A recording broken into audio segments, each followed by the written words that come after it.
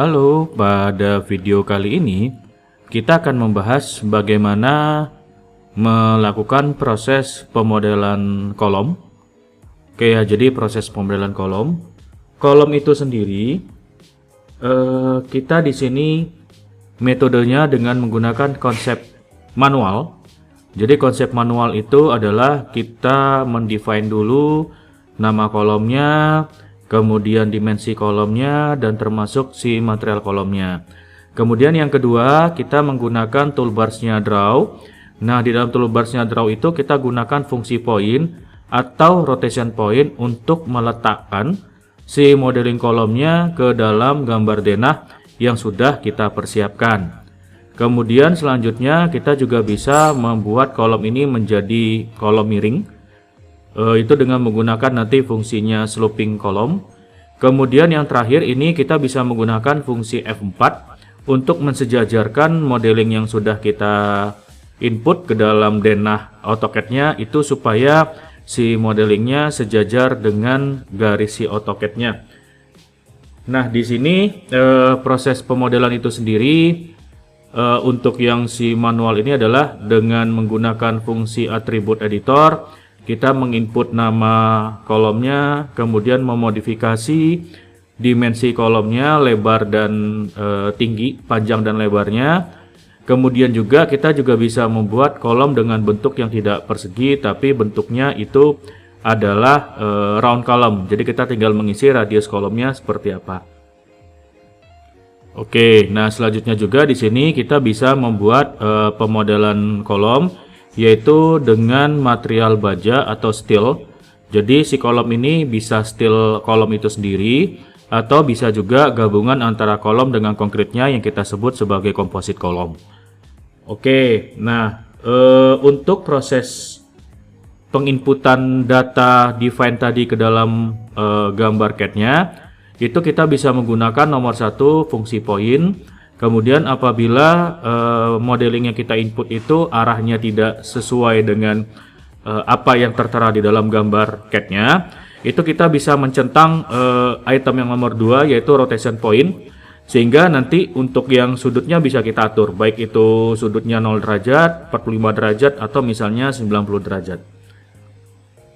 Nah, di sini kita tadi juga sudah jelaskan bahwa kita bisa membuat kolom dengan posisi miring atau sloping kolom nanti dengan metode sloping ya. Jadi dengan metode sloping.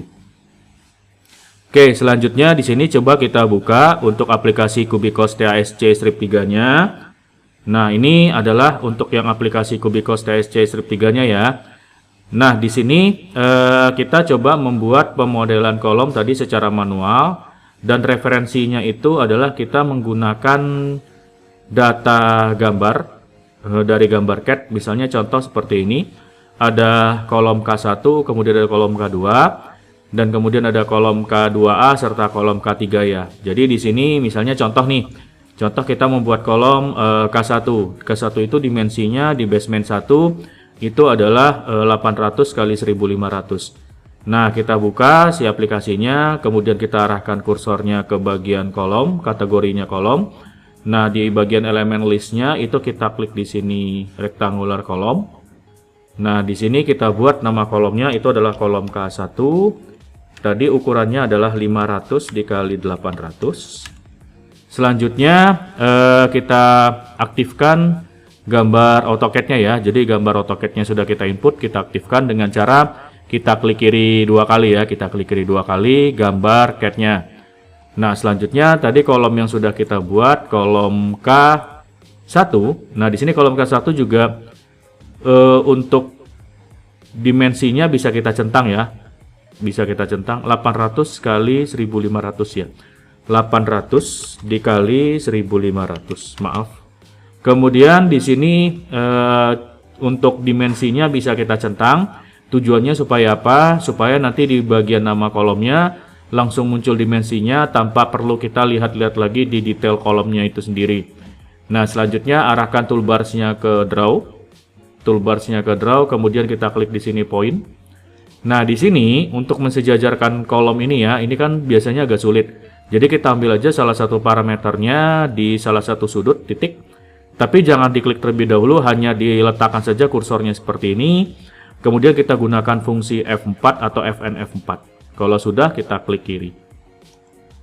Oke, ini juga sama, saya ulangi sekali lagi, kita klik kanan, repeat point, atau juga kita bisa gunakan fungsi point yang ada di toolbar sini. Kita taruh posisinya misalnya di pojok kanan atas ya. Kemudian kita F4 atau Fn F4 sehingga si modeling sejajar dengan garis kolomnya. Kalau sudah, kita klik kiri lagi. Nah, coba kita cek kalau misalnya ada kolom yang tadi bentuknya itu adalah rotation point. Nah, di sini contohnya tidak ada ya kolom yang untuk rotation point. Oke, nah kita lanjutkan lagi untuk kolom yang miring. Misalnya kolom yang miring di sini kolom yang miring dengan kolom yang sudah kita buat seperti ini. Itu kita klik kiri, kemudian di sini ada toolbars yang namanya set sloping column. Nah, di sini misalnya set slopingnya itu sudutnya 45 derajat dan sudut 0 ya. Kita klik OK di sini sehingga dia akan miring seperti ini. Atau misalnya kita ulangi lagi, kita klik kolomnya, kita set sloping column. Nah, ini sudutnya misalnya 90 derajat ya. Kita klik OK. Nah, dia miringnya berbeda arah ya. Nah, miringnya jadi ke arah atas 90 derajat. Kalau tadi kan 0 derajat ya. Oke, itu dia untuk yang sloping column. Kemudian di sini di bagian kolom ini juga ada kolom yang di luar rektangular, misalnya kolom round column. Ini misalnya kita buat radiusnya 400 dan kemudian tinggal kita plotting saja, misalnya contoh di sini kolom. Kemudian yang kedua itu nanti ada juga yang namanya irregular column. Irregular column ini kita buat untuk kolom yang berada di bagian shear wall. Jadi kita buat di sini ya, contoh misalnya kita klik new, kita pilih di sini irregular column.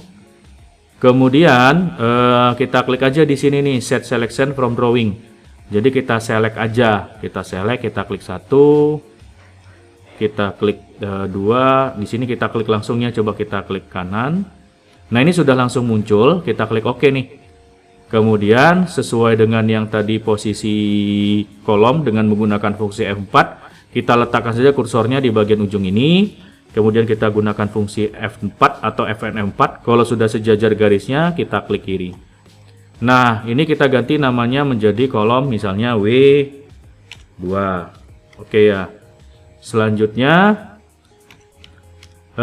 kita buat lagi kolom yang W2 di bagian bawah nih. Nah, ini kita buat misalnya tadi new lagi irregular column. Kemudian kita pilih set selection from drawing, kita klik tanda panahnya ke bawah. Kita select section from drawing.